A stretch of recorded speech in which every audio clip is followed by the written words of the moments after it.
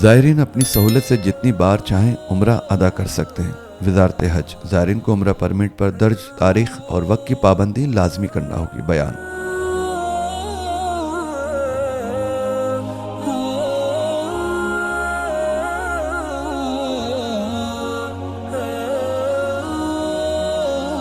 بیان میں مزید کہا گیا کہ وزٹ سیاحتی یا ملازمت ویزا ہولڈرز کسی پابندی کے بغیر عمرہ کر سکتے ہیں۔ زائرین سعودی عرب سے واپسی کے لیے ٹرانسپورٹ وسائل بھی تبدیل کر سکتے ہیں۔ فضائی راستے سے آنے والے بحری یا بری راستے سے بھی واپس جا سکتے ہیں۔ سعودی عرب آنے کے لیے کسی بھی انٹرنیشنل یا لوکل ایئرپورٹ کی پابندی بھی نہیں۔ سعودی عرب نے on line transit visit visa service کا آغاز کیا ہے، جس کا مقصد سعودی عرب جانے کی خواہش مند افراد کو سہولت فراہم کرنا ہے۔ مزید ویڈیوز دیکھنے کے لیے ہماری ویڈیو کو لائک کریں، سبسکرائب کریں اور بیل آئیکن کو ضرور کلک کریں تاکہ آنے والی ویڈیو آپ تک بآسانی پہنچ سکے۔